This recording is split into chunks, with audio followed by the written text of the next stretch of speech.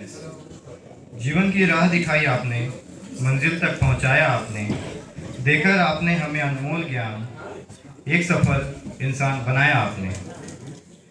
It's my pleasure to invite our IIC president and the mentor of club, Pankaj sir, on the stage. Have a huge round of applause for him.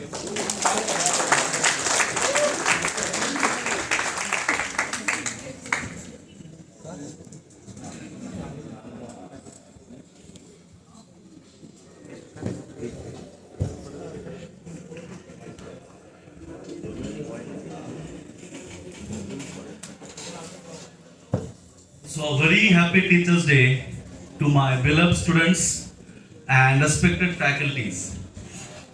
So, a very thanks to all the students for making this event a great success and a memorable day for our teachers. Teachers' Day हम लोग 5 सितंबर को बनाते हैं और इसके पीछे का जो वजह है वो आप सभी को पता है. सबसे पहले आज के शुभ अवसर पर हमारे जीवन के जो प्राथमिक शिक्षा हम लोग को प्रदान करते हैं, जो हम लोग के माता पिता हैं, सभी के माता पिता को मेरा प्रणाम सम्मान. उसी के साथ हम जिस टीचर से या शिक्षक से पढ़ के आज इस मकाम पे पहुंचे हैं, या आप लोग का जो टीचर से आप लोग पढ़ के बचपन से जिनके मार्गदर्शन पे आप लोग आज इस जगह पे पहुंचे हैं, उस सभी टीचर्स को मेरा प्रणाम. जो इस पृथ्वी में हैं उनको भी प्रणाम, जो पृथ्वी में नहीं है उनको भी मेरा प्रणाम. सर्वपल्ली डॉक्टर सर्वपल्ली राधाकृष्णन, जिनके जन्म दिवस पे हम लोग टीचर्स डे मनाते हैं, आप लोग सभी को इसके बारे में पता होना चाहिए कि वो हम लोग के भारत के राष्ट्रपति भी थे एवं उपराष्ट्रपति भी थे.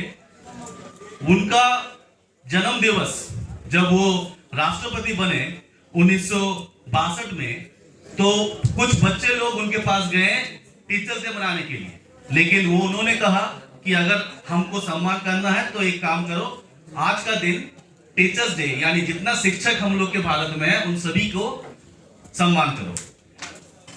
Sarvepalli Radhakrishnan sir president vice president होने के साथ साथ वो 2 यूनिवर्सिटीज के वाइस चांसलर भी थे, जो बनारस हिंदू यूनिवर्सिटी और आंध्र यूनिवर्सिटी. उनके बारे में हम लोग विस्तार से सबको जानते हैं. तो टीचर्स डे में आज हम तुम लोगों के सामने कुछ छोटा छोटा कहानी रखना चाहेंगे. सभी से पहले I would like to make all of you to please kind attention. जो हम बोलेंगे उसको ध्यान से सुनना. कुछ हम एक्टिविटीज करेंगे 2-3 और कुछ कहानी बताएंगे, लेकिन उससे पहले सबका कंसंट्रेशन हम लोग की तरफ होना चाहिए, मेरी तरफ होना चाहिए. सबसे पहले एक बार क्या हुआ कि एक टीचर अपने क्लास में गए और बच्चे लोग बैठे हुए थे और उन लोग के पास एक कागज दिए उन लोगों को, और वो कागज दे के बोले कि कागज में तुमको क्या दिख रहा है, जो कि ये पेपर था. सभी को क्लास में जाके कागज दिए और सभी को बोले कि इस पेपर में तुम लोगों को क्या दिख रहा है. अगर हम ये सवाल तुम लोग से पूछते, तुम लोग का जवाब क्या होता? मैक्सिमम बच्चे लोग कहते ऑब्वियसली, सब कोई कहते कि सर यहाँ पे एक ब्लैक डॉट है, या कोई कहता एक ब्लैक सर्कल है, या कोई कहता एक ब्लैक पॉइंट है, या कोई कहता एक कंप्लीट ब्लैक सर्कल है, या कुछ भी. कोई कहता सर ये हो सकता है एक बैलून है, कुछ भी, मैक्सिमम्स. लेकिन सबसे पहले इस चीज को तुम लोग एक बार सोचो कि ये इतना बड़ा पेपर जिसमें कि ये ब्लैक डॉट जिसका एरिया इस पूरे पेपर का हमको लगता है 1/50 भी नहीं होगा, हम लोग उस चीज को देख रहे हैं. लेकिन उसके सराउंडिंग में जो ये व्हाइट सरफेस है, इसके बारे में कोई कहा नहीं कहा. तो चीजों में हम लोग के लाइफ में हम लोग क्या होता है ना कि कभी एग्जाम में हम लोग को बैक लग गया, कभी कोई सीनियर ने कोई कुछ कह दिया, कभी टीचर ने कोई कह दिया, या घर में कोई पेरेंट्स ने डांट दिया, हम लोग डिमोटिवेट हो जाते हैं. लेकिन हम लोग उस ब्लैक डॉट को ध्यान में रखते हुए या उस डिमोटिवेशन को ध्यान में रखते हुए हम लोग अपना मन खराब कर लेते हैं या फिर हम लोग कुछ कर लेते हैं, लेकिन उसके सराउंडिंग में जो इतना वाइड सरफेस हम लोग के लाइफ में है, इतना हैप्पीनेस है, इसको हम लोग नहीं ध्यान देते हैं। इसीलिए कभी भी जब भी एक मैसेज है तुम लोगों का कि जब भी तुम लोग डिमोटिवेट होना तो इस पेपर के बारे में याद रखना कि ये पेपर में हो सकता है कि तुम्हारा डिमोटिवेशन या तुम्हारा दुख ये सिर्फ ब्लैक पॉइंट है, उसके सराउंडिंग में तुम्हारा बहुत लाइट्स है, बहुत हैप्पीनेस है, इसलिए ऑलवेज बी हैप्पी। दूसरा कहानी, छोटा सा एक कहानी हम बोलना चाहेंगे। इसी तरह से क्या हुई कि एक बार एक क्लास में एक टीचर आए और टीचर आके एक बच्चे को बुलाए अपने पास और उस बच्चे को अपने पॉकेट से एक इरेजर या जिसको तुम लोग रबर कहते हो दिया और एक पेपर दिया, जिस पेपर में एक पेंसिल से एक लाइन खींचा हुआ था। Am I clear? सबको समझ में आ रहा है? तुम लोग को भी अगर किसी को बुला के मान लो ये लाइन पेंसिल का खींचा हुआ है, ये तुम लोग को देंगे और तुम लोग के पास मान लो ये रबर रखा हुआ है और बोलेंगे कि इस लाइन को छोटा करना है, तो तुम लोग क्या करोगे? ऑब्वियसली वो तो पता है, हाँ वो तो तुम लोग जान के पता है, लेकिन मैक्सिमम हम लोग का क्या कहता है कि हम लोग क्या करेंगे, इसको रबर से मिटा देंगे, या मैक्सिमम केस में जब भी हम लोग क्लास में कुछ छोटा करने का होता है हम लोग कुछ भी इसको मिटा के रबर से मिटा देते हैं।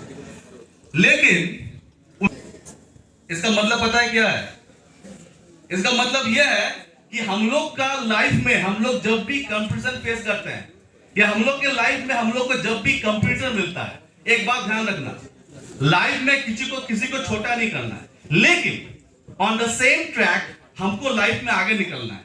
और आगे निकलने का यह मतलब नहीं होता है कि किसी को हम छोटा करके आगे निकलेंगे। अगर तुम्हारे में कैपेबिलिटी है, अगर तुम्हारे में हुनर है, तो तुम उससे अपने आप को बड़ा करके आगे निकलो, ना कि किसी को छोटा करके। तो ये हमेशा याद रखना, कभी भी किसी भी आदमी को या किसी भी चीज को छोटा मत करना।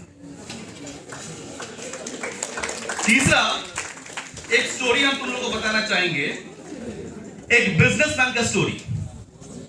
एक बिजनेसमैन और एक नाव चलाने वाले को तुम लोग क्या कहते हो? क्या बोलते हो उसको जो नाव चलाता है? इस कहानी के बारे में किसको पता है?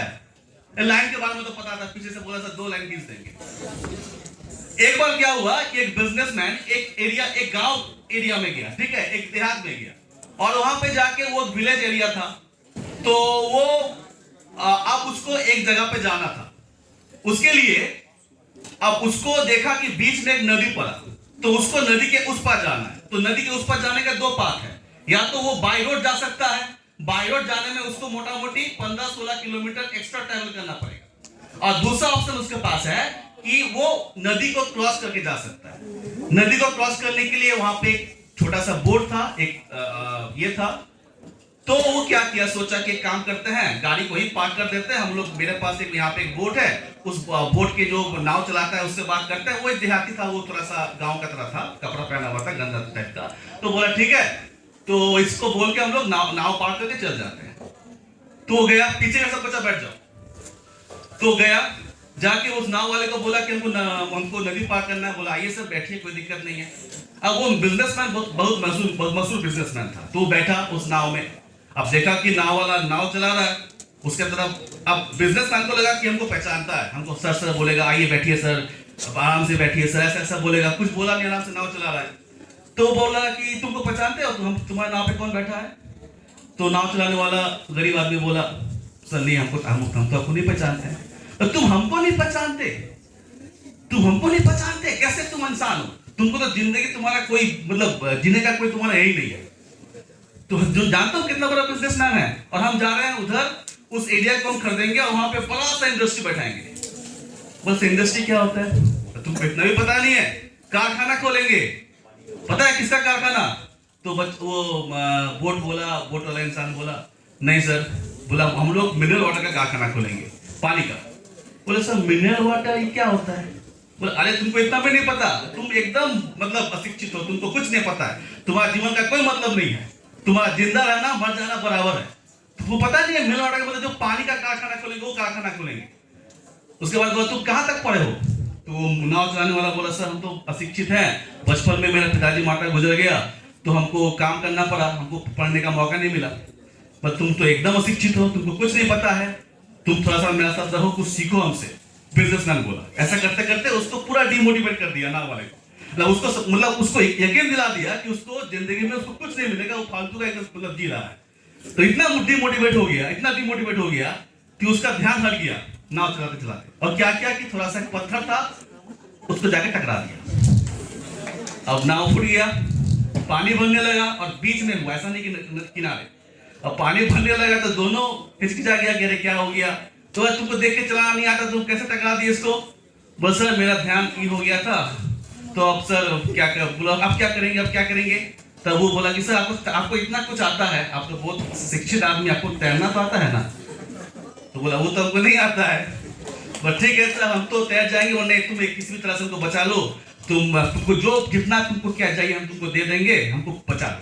तो इंसान ने कहा कि ठीक है सर हमको तैरना भी आता है और हमको इंसान को बचाना भी आता है, तो उसको बचा लिया। तो अल्टीमेटली इससे क्या हम लोग को सीख हम लोग मिलता है कि कभी भी किसी भी इंसान को तुम्हारे अंदर जितना भी तुम एजुकेटेड हो, तुम जितना भी तुम्हारे पास डिग्री हो, तुम जितना भी बड़ा तुमको पैकेज मिल जाए, कभी भी अपने साथ किसी को कंपेयर नहीं करना चाहिए कि हम बड़े वो छोटे। हमेशा सभी को सम्मान करना चाहिए, क्योंकि भगवान याद रखना कि अगर तुमको एक हाई पैकेज दिया है, एक अच्छा फैमिली दिया है, अच्छा जॉब दिया है, इसका मतलब ये नहीं है कि तुम्हारे साथ जो तुम्हारा दोस्त है जो बेरोजगार है, या मान लो कोई तुम्हारा कलीग है जो उतना अच्छा उसका पैकेज नहीं है, तो वो ये है।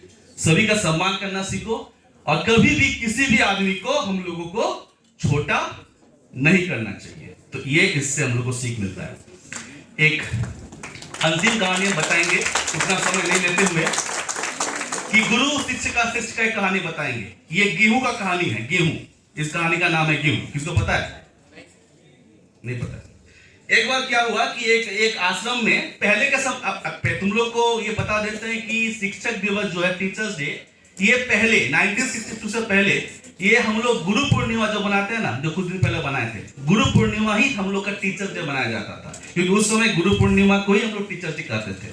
उसके बाद सर्वपल्ली राधाकृष्णन के बर्थ को हम लोग मना रहे हैं। जो भी हो, तो एक आश्रम था, वहां पे एक गुरु थे, हाँ, और उनका दो बहुत प्यारे, बहुत क्लोज, बहुत ही अच्छे, बहुत ही एक्टिव बोल सकते हो, अच्छे शिष्य थे। शिष्य तो बहुत सारे थे, लेकिन वो दो शिष्य को चूज किए थे जो कि उनके एकदम बहुत अच्छा। तो एक बार क्या हुआ, गुरु का जब एज हो गया तो वो बोले कि हम थोड़ा हिमालय जाके अभी तपस्या करेंगे, मेरा अंतिम एज आ गया है, अभी हम इस आश्रम का रिस्पॉन्सिबिलिटी है, इसका जो गुरु दायित्व है किसी को देना चाहते हैं। दो शिष्यों में किसी को देगा, तो किसको देना है, कैसे चयन करेगा? तो वो बोला कि ठीक है, हम तो अभी हिमालय पर्वत जाएंगे, अब वहां से हम लौट भी सकते हैं, नहीं भी लौट सकते हैं, आशा करते हैं कि हम लौट जाएंगे, तो हम तुम लोग को कुछ सामान देके जाएंगे, कुछ चीज देके जाएंगे, और वो चीज हम तुमको जैसा देंगे वैसा ही हमको मिलना चाहिए। अगर उसमें थोड़ा सा भी कटौती हुआ, जिसका कटौती हुआ उसको हम लोग उसको रिजेक्ट कर देंगे। जो सामान हमको बढ़िया तरह से, या जो भी सामान हम देंगे वो हमको लौटाएगा, उसी को हम इस आश्रम का दायित्व देंगे। तो उन्होंने क्या किया, एक लाल रंग का पुटली में दो पुटली था, दो शिष्य थे उनके, तो उसमें क्या थे कि गेहूं था थोड़ा सा, ठीक है।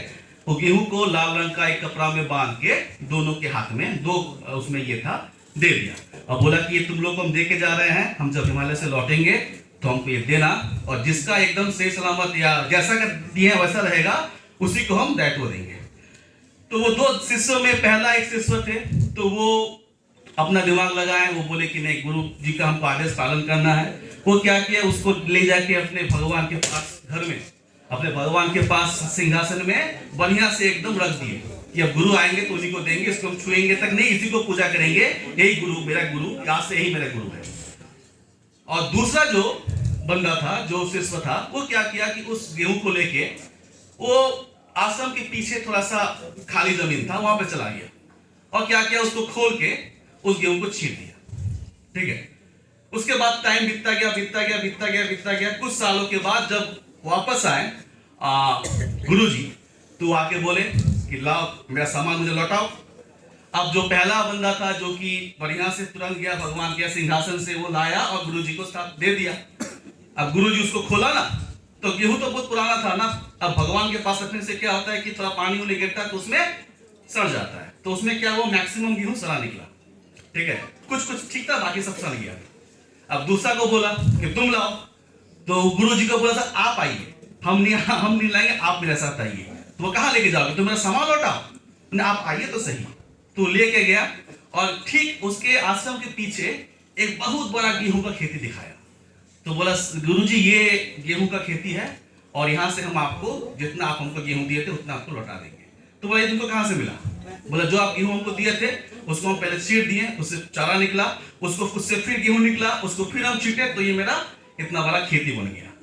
उसके बाद गुरु ने कहा कि इसी का मतलब, इससे हमको क्या सीख मिलता है पता है? कि एजुकेशन जो होता है ना, ये टू एंड फ्रो होता है प्रोसेस। मतलब हम लोग का दिमाग होता है टंकी का तरह, पता है? टंकी में अगर तुम पानी भर के रख दोगे तो क्या होगा? टंकी क्या करता है पहले बताओ तो? पानी निकालता है, पानी घुसाता है, दोनों काम करता है। अगर तुम्हारे पास नॉलेज है और उसको तुम अगर किसी के साथ शेयर नहीं कर रहे हो, शेयर करने का अलग अलग ऑप्शन है। शेयर करने का ऑप्शन क्या है? किसी को बताना या कोई प्रॉब्लम सॉल्व करना। अगर तुम उसको शेयर नहीं करते हो ना, तो तुम्हारा नॉलेज पुराना पानी का तरह नष्ट हो जाता है। उसको कंप्लीट साइकिल रिसाइकिल करना पड़ता है। एक बार टू फ्रो प्रॉब्लम, एक बार आएगा एक बार निकलेगा। मतलब कि तुम्हारे पास जो नॉलेज आ रहा है, तुमको तुरंत उसको किसी को शेयर करना है या किसी प्रॉब्लम में इंप्लीमेंट करना है, उसको दिमाग में खाली नहीं छोड़ना है। तो इससे हम लोग को ये सीख मिलता है कि जो भी नॉलेज तुम लोग कभी भी करोगे, एक चीज का ध्यान रखना कि सिर्फ एजुकेशन लेना, कि टंकी का तरह इस एग्जांपल को याद रखना कि टंकी का जो पानी है ये तुम्हारा बेफिजूल का जमा हुआ तो नहीं है। जमा हो रहेगा तो गेहूं का तरह नष्ट हो जाएगा। उसको कंटिन्यू शेयर करना है, निकालना है, उसको किसी को शेयर करना है। या फिर तुम कुछ अपने एग्जाम के लिए तैयारी कर रहे हो, उसके लिए प्रॉब्लम बना रहे हो, वो भी एक तरह का शेयर करना हुआ, तो उसको शेयर करते रहना है। उसको एक जगह पे जमा नहीं करना है, अदरवाइज उस पर दिमाग लग जाएगा। तो हम ज्यादा समय नहीं लेंगे, तुम लोग का टीचर्स डे है तो हम बहुत समय ले चुके हैं तुम लोगों का। So very thank you for organising this day for us and making us so much memorable for us. So very happy teachers day to all of you. Teacher का सम्मान करो, अपने माता पिता का सम्मान करो। Thank you.